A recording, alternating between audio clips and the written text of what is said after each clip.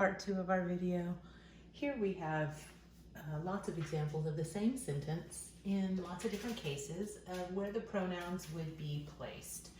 So we've got il ne me la donne pas, he is not giving it to me.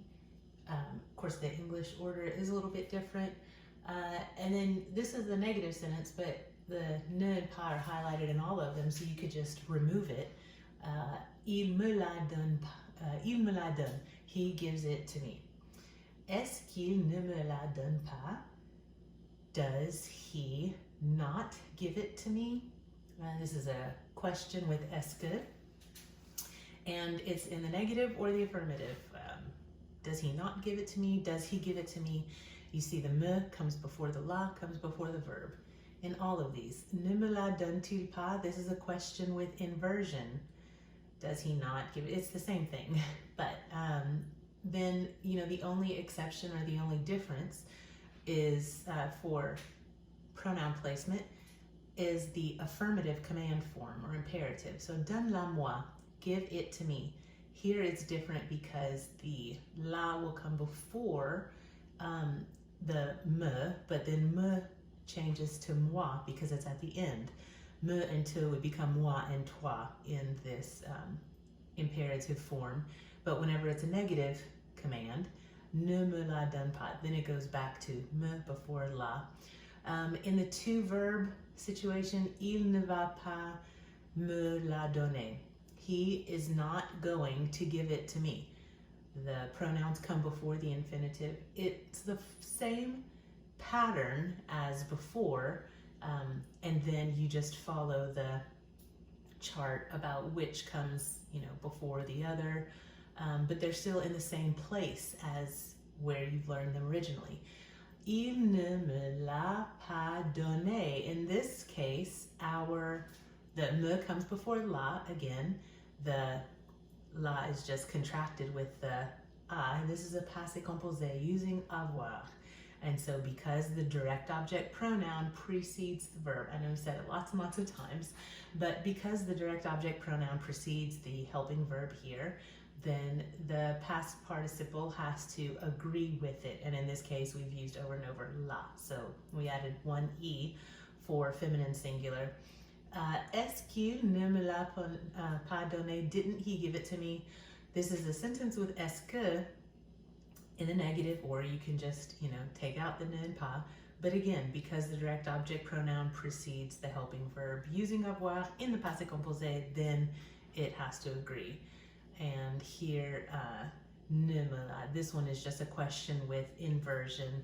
So this can kind of help you just to see where everything is placed again. But again, it's the same place as where you've been practicing it on and on. Now, those were the direct and indirect object pronouns, and now we've got e and en placement.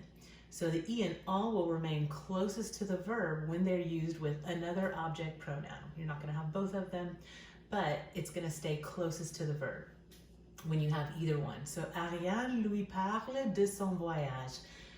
Ariane talks to him or her about her trip. Ariane lui en parle. Ariane talks to him about it. De son voyage is replaced with en. Je les invite au restaurant. I invite them, or I am inviting them to the restaurant. Je les y invite. I am inviting them there. So in this case, again, they remain closest to the verb. So these are just the things that you have to remember, that it comes closest to the verb whenever it's used with another object pronoun. Okay? Il y a des mouchoirs en papier. Or il y en a. Il y a, this is the only time that you'll be using il y a. It'll be using en with il y a.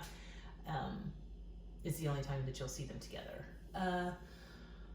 So, il y a des mouchoirs en papier. There are some Kleenex. There are some of them. Il y en a. And in this case, just the e comes before en. Because again, they'll both come before the verb, but e comes before en. And it's only in this case il y a, that you'll see this. Est-ce qu'il y a des aspirines? Are there any aspirin? Are there any of them? Est-ce qu'il y en a? Okay, here's that chart that we were talking about earlier.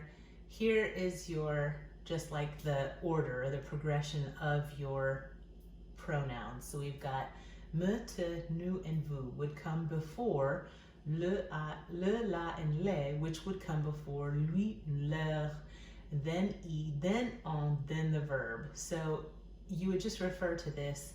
You'll never see all of these together.